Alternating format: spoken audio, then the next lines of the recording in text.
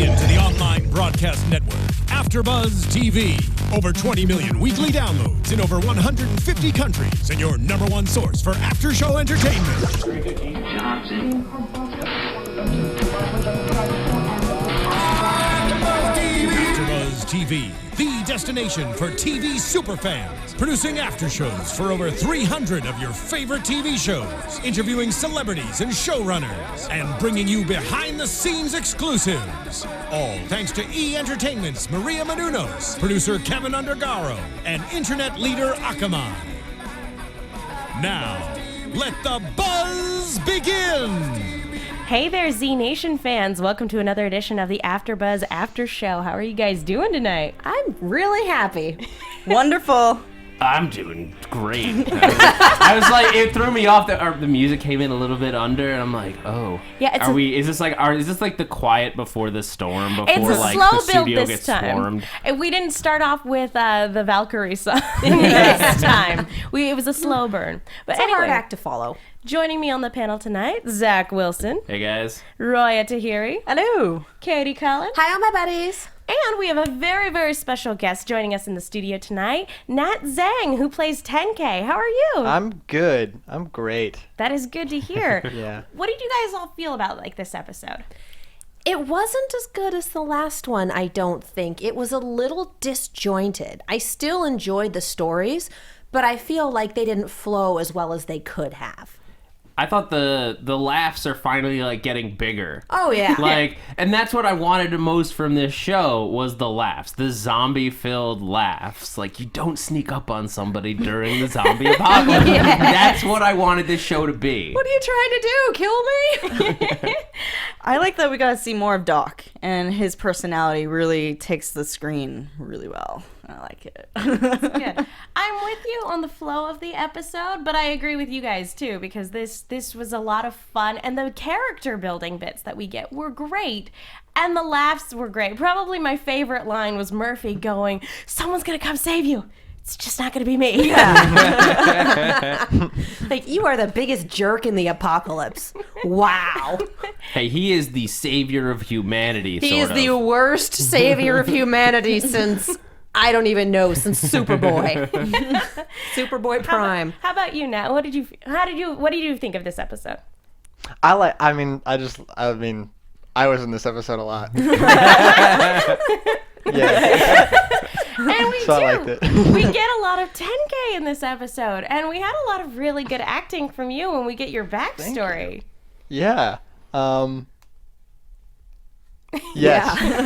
There was. What is 10K up to? He's like 1,060 or something? No, at one point he was at 1,094. I think he's like at 1,098 by the end of this episode. so he's almost 11% of the way there. almost at 2,000. Now, does it ever subtract if he kills a human that's not a zombie? He does have a half. Somehow. I don't think. Yeah. The half one.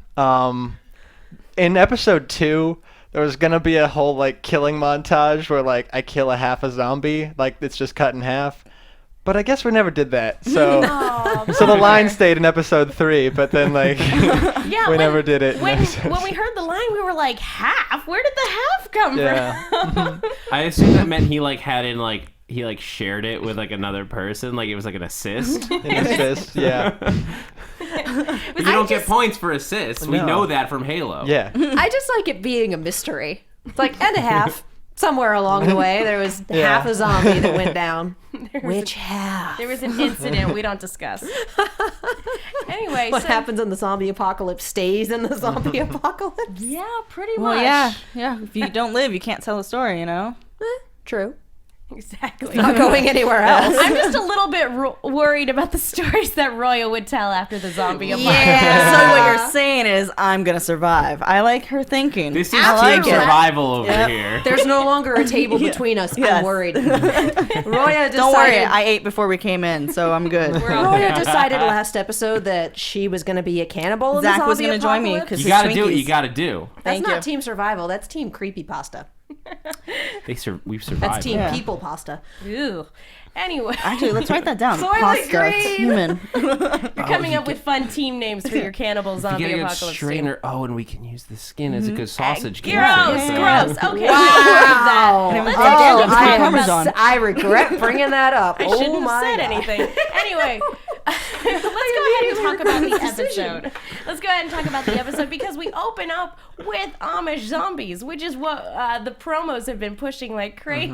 Zomish. I wanted Zomish. more of the Zomish. Yeah. It was a little disappointing that it was just that one-liner. It was a great one-liner, but it was fun. But it was nice to know that even if people try to escape the apocalypse, they couldn't. No matter if they try to isolate themselves, they couldn't do it. Yeah, this is where, I mean, they mentioned it last episode, but they really do focus a little bit more on this opening scene that it is a disease that everybody has. It's similar to what's going on in The Walking Dead. Even if you die, you'll become a zombie. And it's like, and they actually mention Romero because this is Romero rules, where it's just if you're a dead person, you come back as a zombie. That was sort of their way of being like, we didn't steal this from The Walking Dead. This is like the Everyone- old classic zombie rules. Cue everyone in the comments complaining, it's The Walking Dead, it's The Walking Dead, they're ripping it out. It's not The Walking Dead. Well, they have to know, like, anything they do on this show immediately gets the comparison. It's just the unfortunate nature of when the show came out. It's unfortunate, but it is guarantee if Z Nation came out first before The Walking Dead,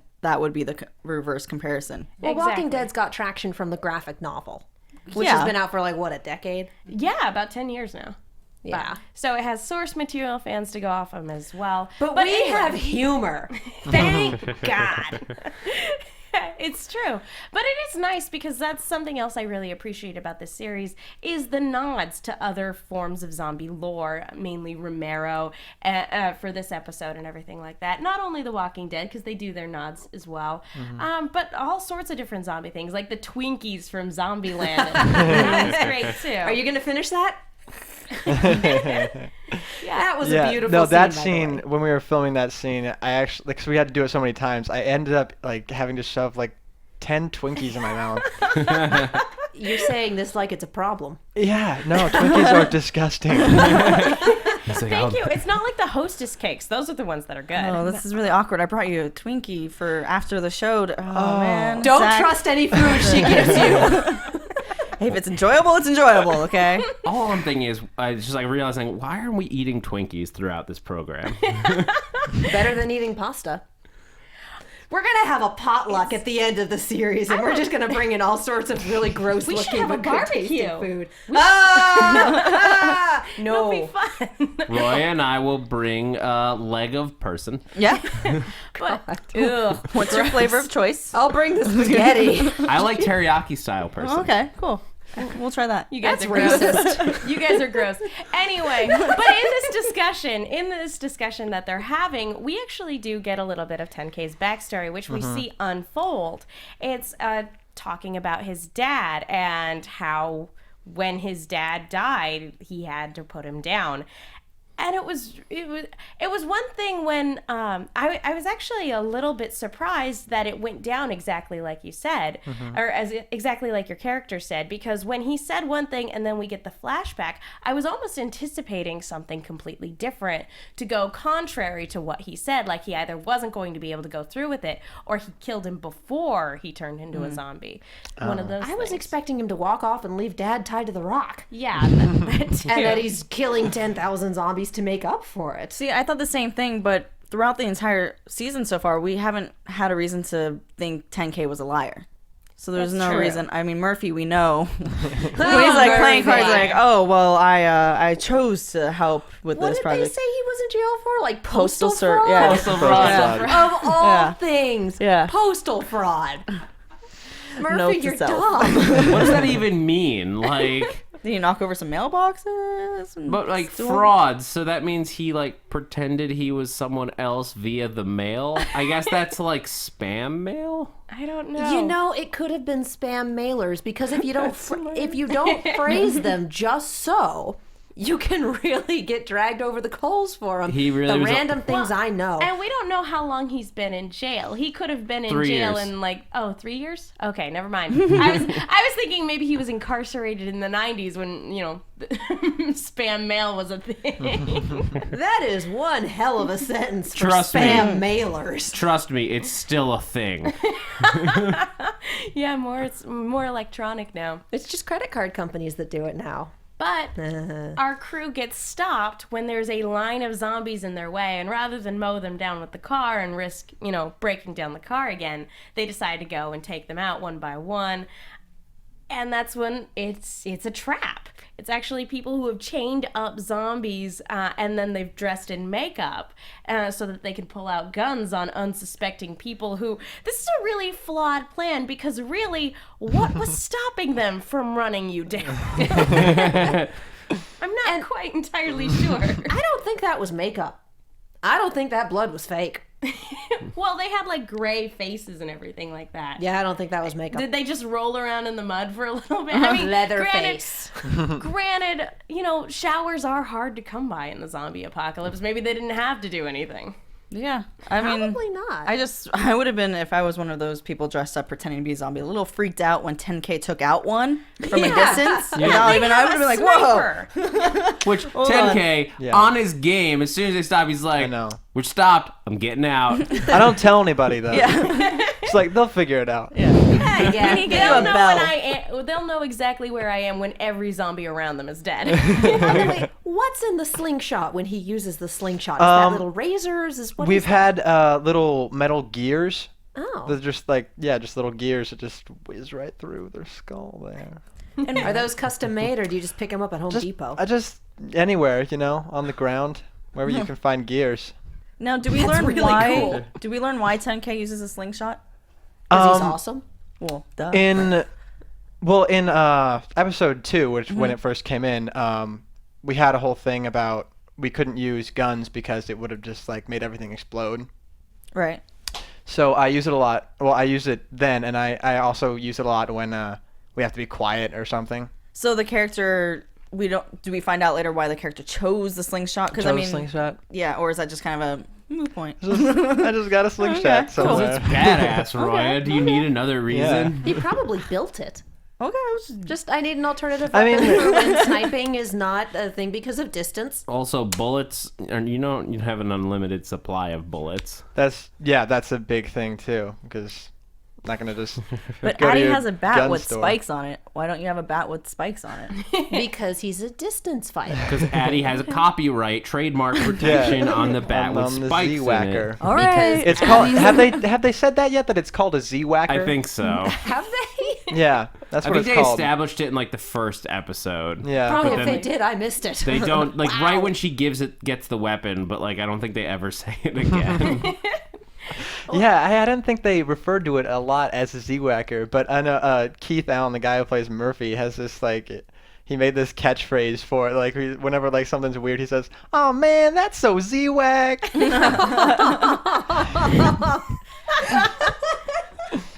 And Lord forbid anybody actually try to take it from her. No, yeah. Because they would meet with misfortune.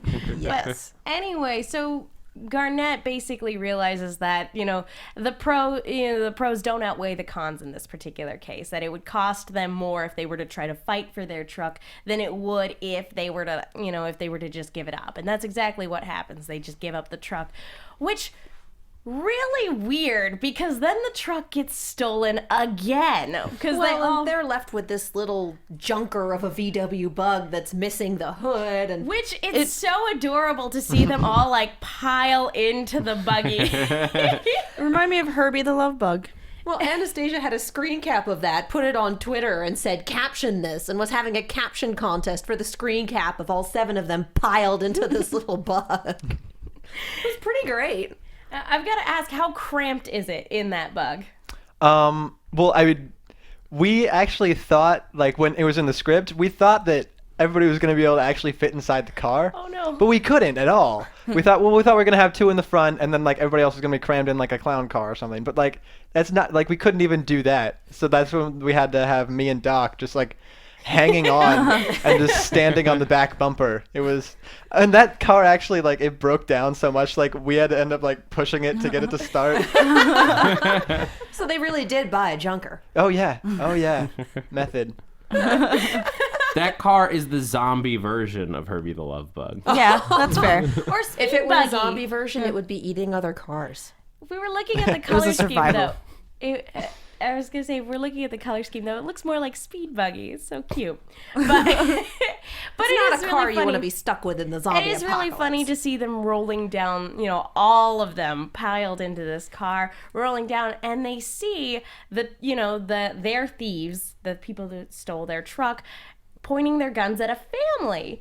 And they're like, okay, well, we have to intervene because, they're going to kill this family, and that's not great. And it's a mom and a dad and 2 kids and Two adorable little children. Like what? They look like they're like 8 years old. They're tiny.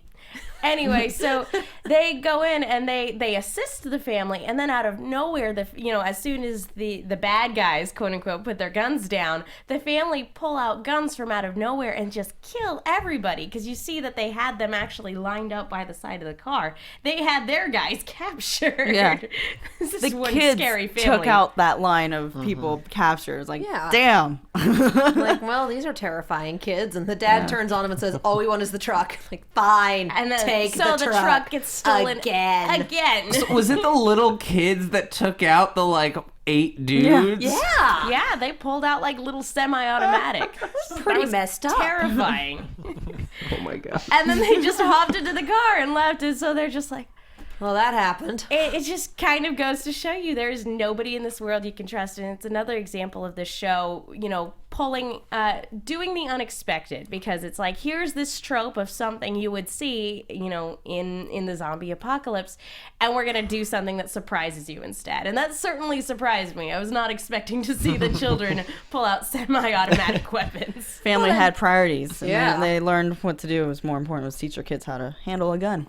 Well, then 15 seconds of screen time later, they're rolling up the freeway and they come upon the truck and the family's laid out in the road getting eaten by zombies. And it's just like, really? Really? What is happening How here? did you manage to lose that? How did you not just run over the zombies with the truck? How did the zombies get you all out of the truck? This family is dumb. I have so they're many really questions. smart, but they're really dumb.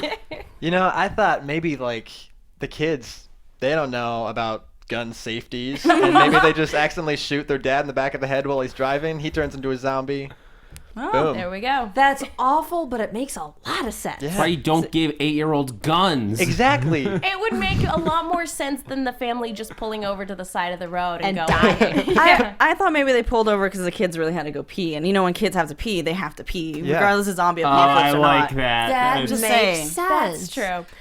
There's also It's a little more like believable than kids with faulty trigger discipline. that could happen, though. Also, Yeah, the either possibility one, that they either one. really are just a typical family, and then at one point, the brother and the sister were fighting, and the dad was like, "Don't make me pull over. I will pull this car over," and then pulled over. I will turn this car around. And do what? Where would we go? Back to the zombies. That's a good punishment. That was the punishment. Yeah. That was we it. They gave the wouldn't- kids to the Yeah. zombie. Note to self, And then gonna make they my died. kids suffer if they don't listen. Okay, done. I am staying the hell away from your team in the zombie apocalypse. Dang. I want to read your zombie survival handbook. Okay, That would I be will have 2 hilarious. if you have kids and if you don't have kids, because that's a big difference. It's Well, true. and this is all before the title drop. Because that's when they decide, yeah, we got to get off the road. Nope. Title. Like, seriously? They're like, yeah, that was literally, I was like, we gotta get off the road. We could have had an episode's worth of stuff just focusing on those 3 events, and instead it was just like 2.5 minutes of screen time, and then, all right, wow. But then we cut back to Northern Lights. And I'll be honest, this particular storyline broke my heart a little bit because, again, it's just a little bit more of poor Citizen Z going insane.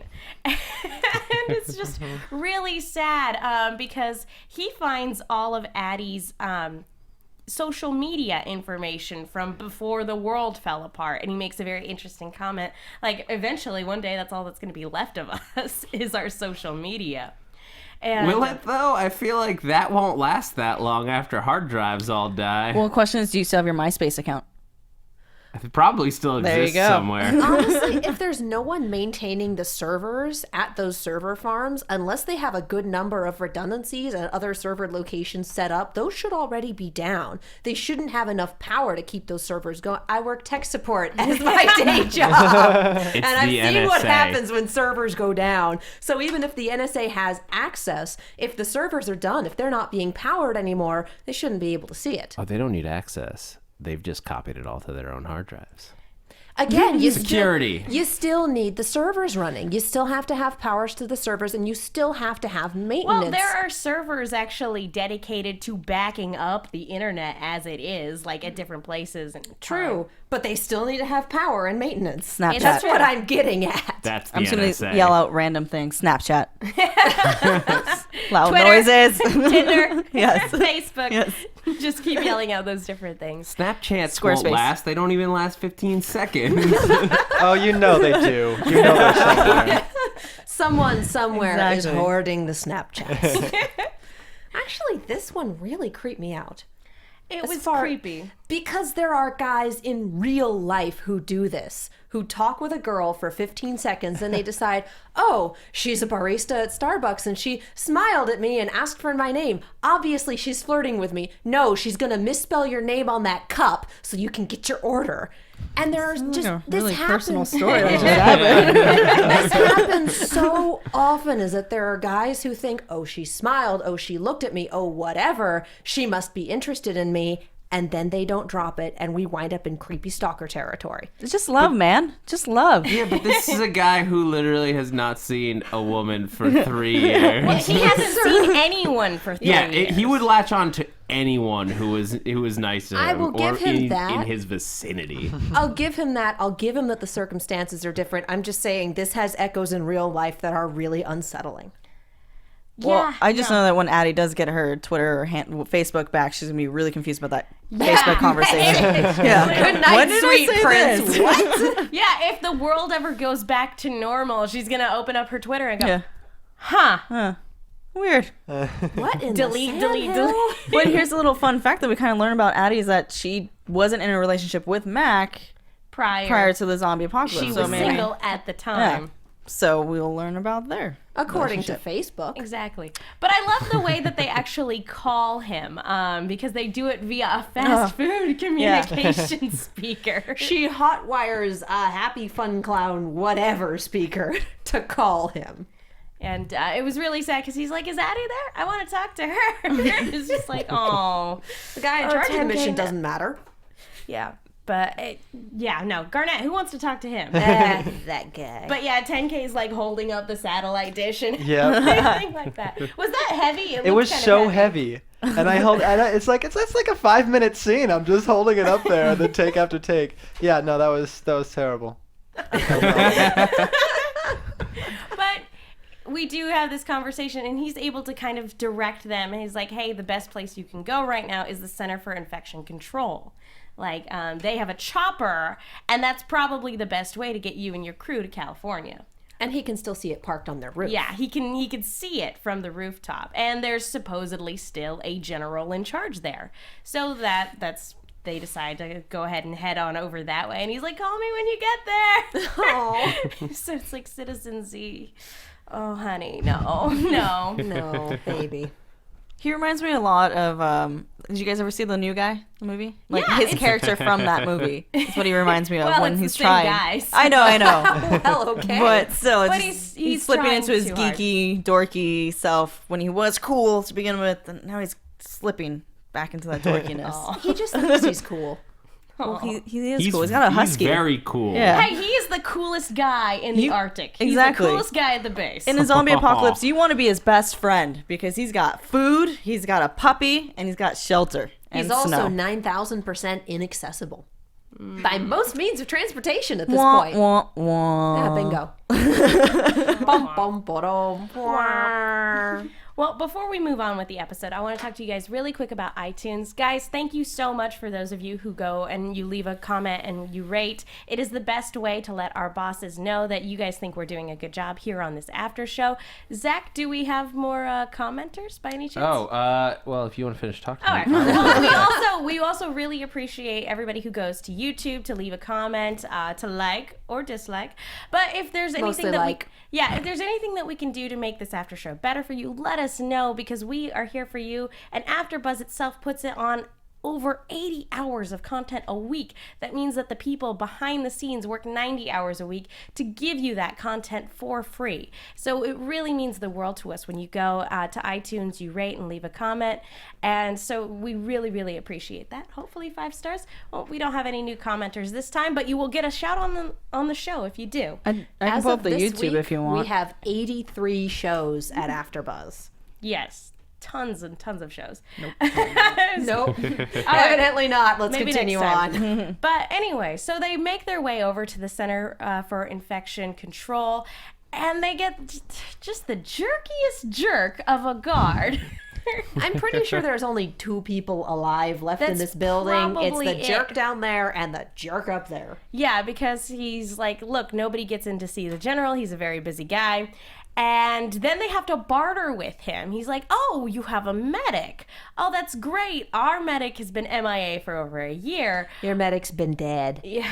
Let's be Just real. like, He ain't coming back. Undead. yeah, pretty much. And then dead again.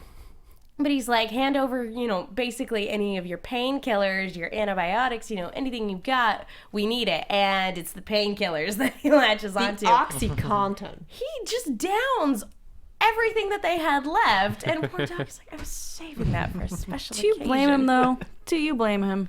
I Yeah, mean, he hasn't had. It's not like he's got a tolerance or anything. Just one is gonna be plenty. Yeah, but He downed we 6. we see what he's dealing with. Do you really, after knowing what he's got to deal with, do you blame him for wanting to get out of that honestly, reality? I'm surprised he didn't just up and leave, because if it's just him and the general, like, everybody else is dead and the general's insane. What's to Honestly? stop him from just grabbing as many guns as he can and just leaving? Because I'm pretty sure he's cuckoo for Cocoa Puffs too. That's true. He has lost his grip on reality. Well, I think he's sticking to his mission, and his mission's to stay with the general, so he's gonna stick with it.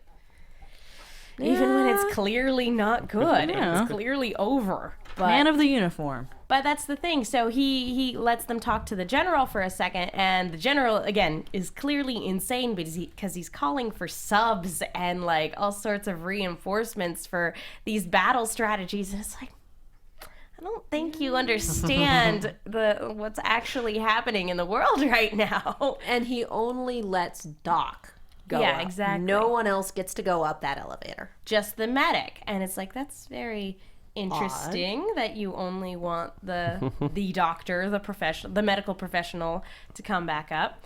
So they send Doc up, and that's when we see that the general has a zombie. It's not a zombie bite, but it's gangrene. It's some sort of wound that's kept him alive. He's still alive, but it's gonna kill him.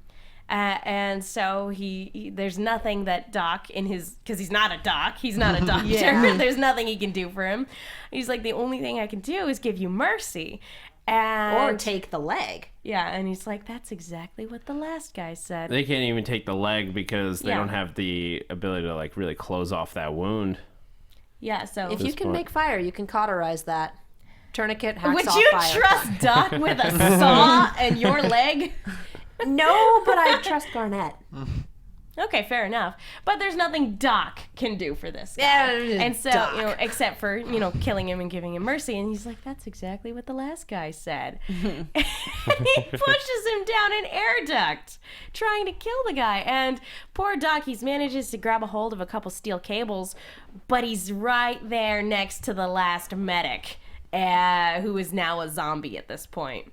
Who is also caught in cables and immobile. Yeah, who is like this far away from him and very much a zombie trying to get to him. So he's stuck in this confined space with a zombie that wants to kill him with no weapons, no way of being able to fight back, nothing except for, the thing of weed. So that's all you got. Doc's smart. He is always prepared for the worst. So he smokes a joint and gets the zombie high. Puff, puff, pass. As you do. Amazing. So, like, He wants to share. Yeah. He's like, I'm going out. I'm not going out a jerk. I'm not gonna bogart this whole thing. Exactly. Sharing is caring, even if you're a zombie. Even if the zombie tries to take his fingers off, and then the zombie just have gets it. high from secondhand smoke, evidently. I was gonna. Well, he throws a little bud in his mouth. Yeah. Oh, So he true. eats it. Yeah. Edibles, man. Yeah.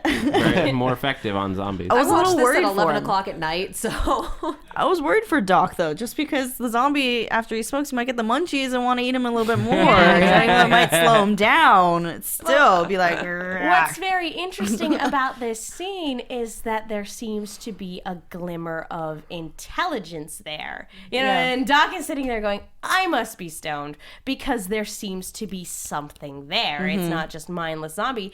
And that goes back to the conversation they were having at the very beginning of the episode, and that these are not people anymore. They don't have a soul. Their mind is gone. They're not a person. It's not killing a person when you kill a zombie. So that's making Doc wig out a little bit, because he's just like, what? And it's following him when he moves his head to and fro. It's freaking him out. but in episode 1, they were smart enough to knock.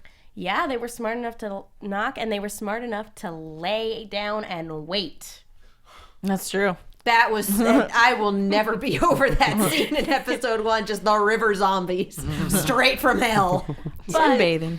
But they decide, when they hear Doc screaming, they decide, okay, we gotta go save Doc. So they grab the guard and they hop in the elevator.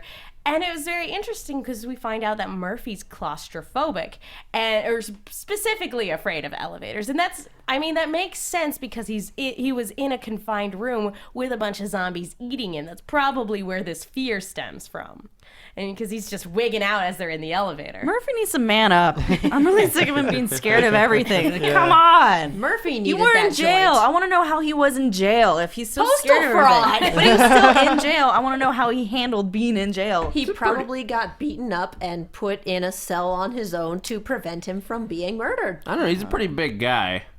I feel like He's he can a hold his pansy own. now. He doesn't use it. Now he's traumatized after But it getting sounds like attacked by 8 zombies. But the elevator, he's scared of can't elevators. I cannot see him physically defending himself. I can see him attempting to talk his way out of a brawl and failing miserably because he's a jerk, and then getting beaten into the floor.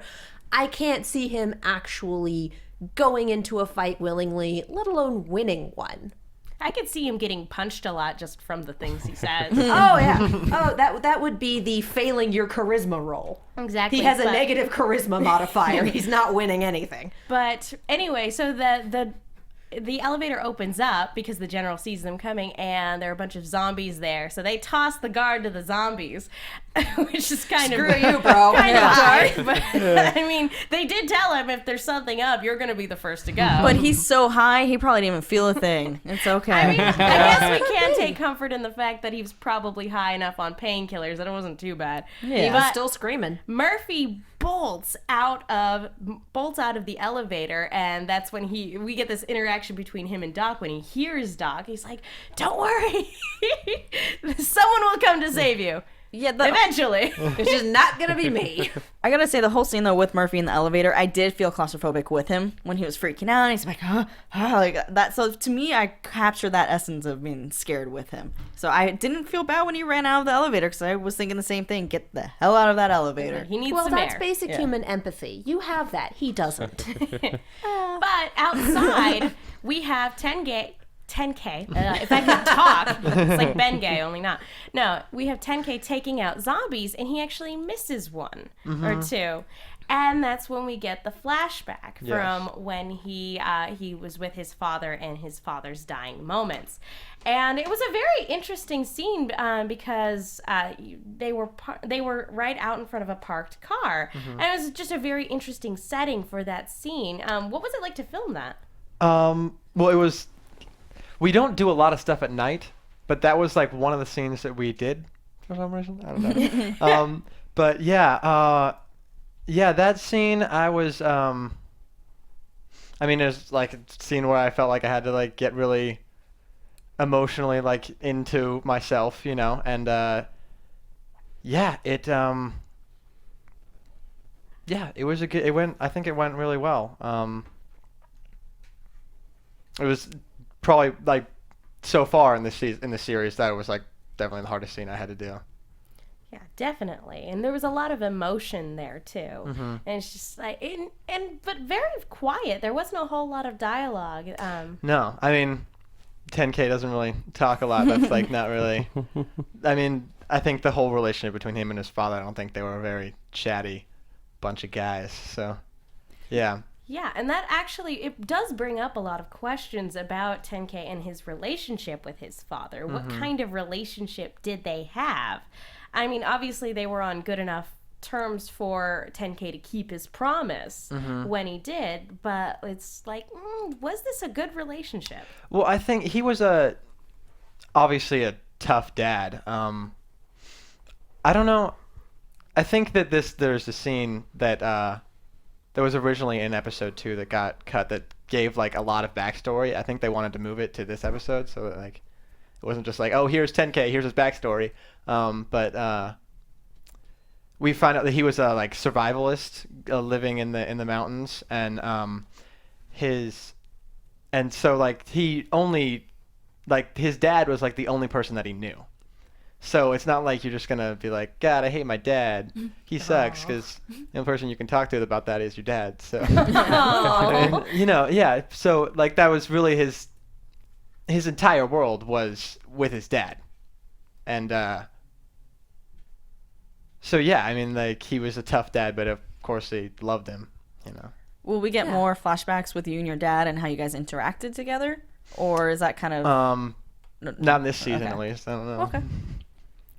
Oh, that's heartbreaking. Yeah. It's heartbreaking to think about, because you just assume when you see two people together that they're just surviving together, that they had a life before all the zombie apocalypse happened.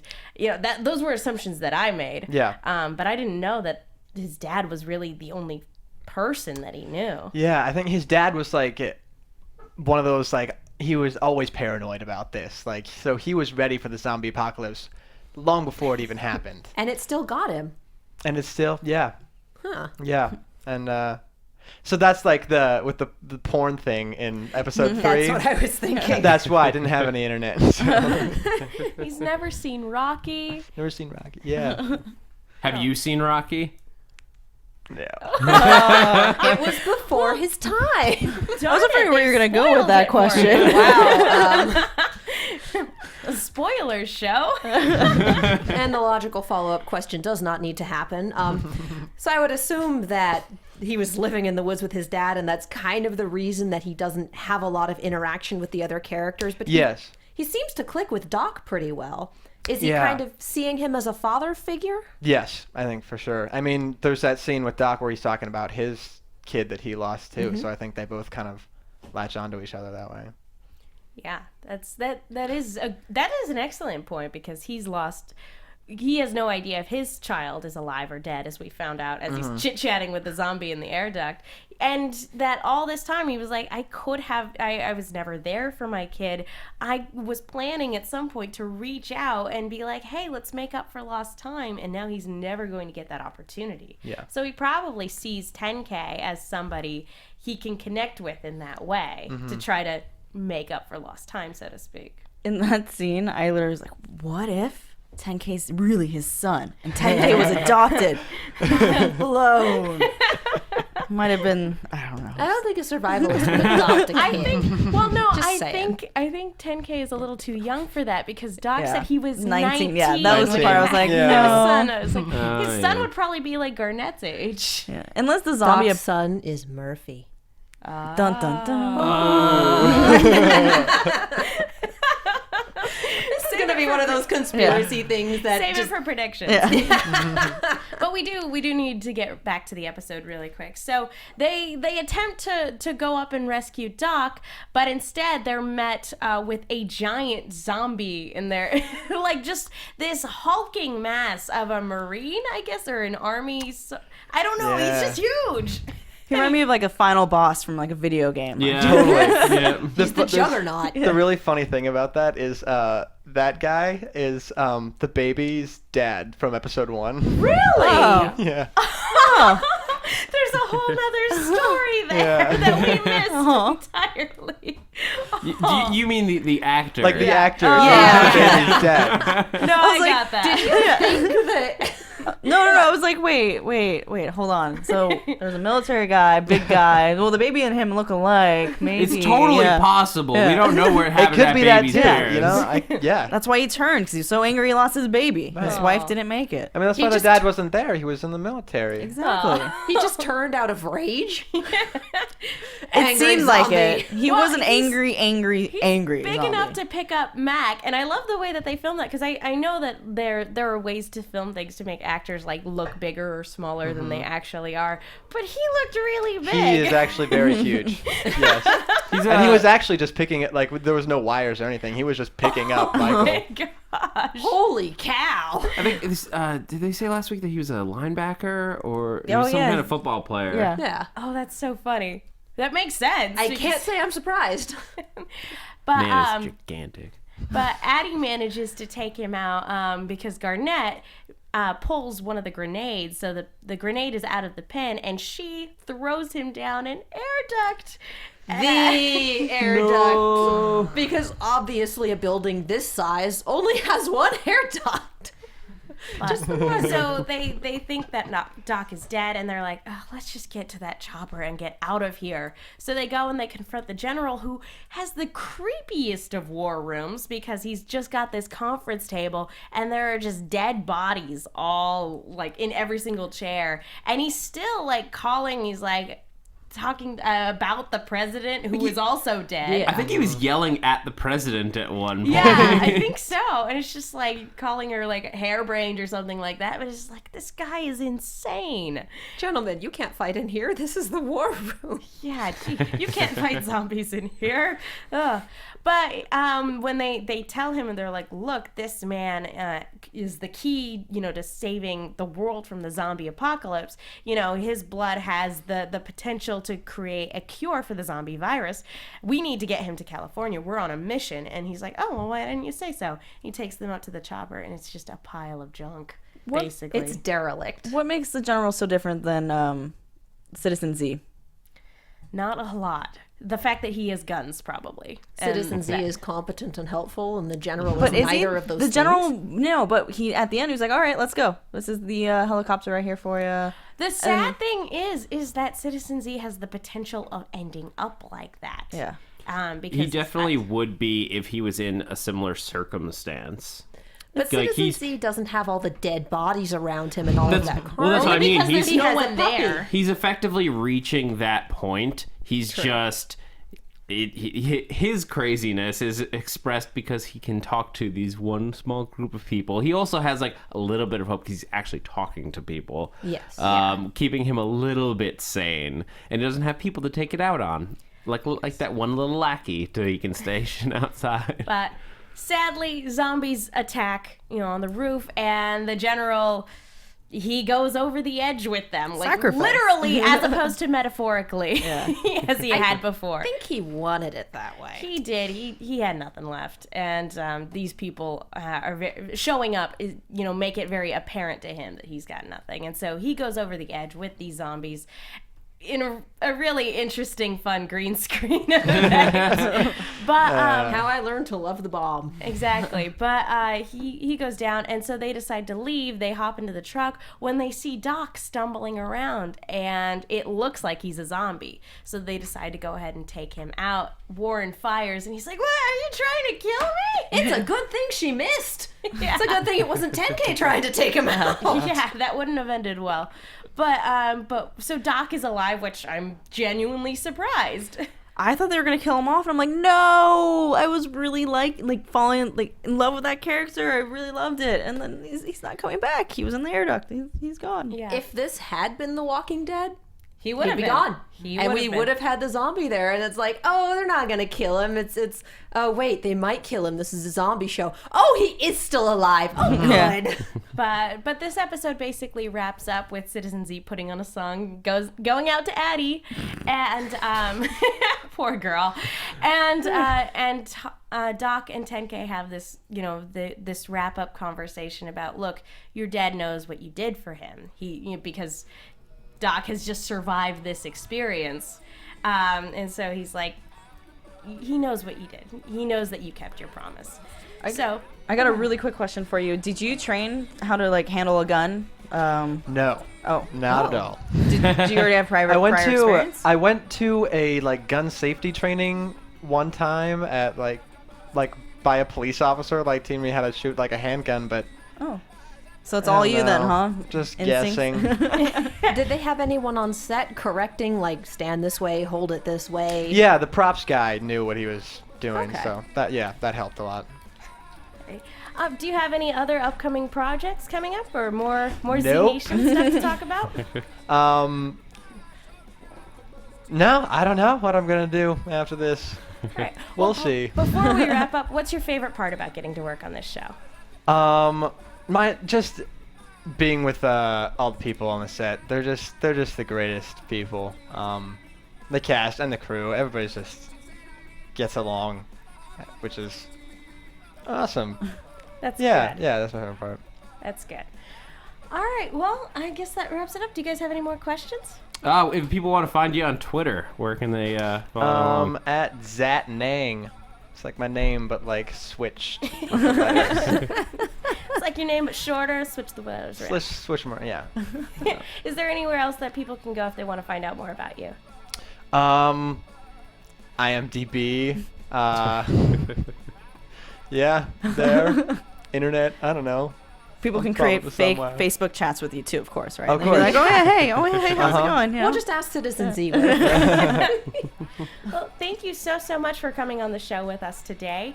Zach Wilson, where can the people find you? You guys can catch me on Twitter and Instagram at @ThatZachWilson, and also here at AfterBuzz, I got 2 more undead people shows. I got the finale of The Strain coming up tonight, and those are also a ton of interviews for that show hosted by Stephen Lemieux. That they got like a ton of the cast, so check those out. And Resurrection tonight on ABC. Roya. Well, guys, you can find me on Twitter and Instagram at HeyRoya. That's HeyRoya, and I'm also on the Saturday Night Live after show and the Law and Order SVU after show. Woot woot. Kate, Careful. not knocking over my water here. That'd be great. I'm Katie Cullen. You can find me on Twitter and Tumblr at Kiaxet. That's Kiaxet. I am also on Sword Art Online, Arrow, which is starting this week, and Ruby. We do have a show this week. And I'm Megan. You can follow me on Twitter at @TheMenguin. That's TheMenguin. You can find me on a bunch of other shows here at AfterBuzz TV. Thank you so much again, Nat, for coming on to the show. Oh, thank you for having me. Definitely. Come back anytime. Right. All right, and thank you guys so much for tuning in to listen. We will see you guys next time. From executive producers Maria Menounos, Kevin Undergaro, Phil Svitek, and the entire AfterBuzz TV staff, we would like to thank you for listening to the AfterBuzz TV network. To watch or listen to other after shows and post comments or questions, be sure to visit AfterBuzzTV.com. I'm Sir Richard Wentworth, and this has been a presentation of AfterBuzz TV. Buzz you later. The views expressed herein are those of the hosts only and do not necessarily reflect the views of AfterBuzz TV or its owners or principals.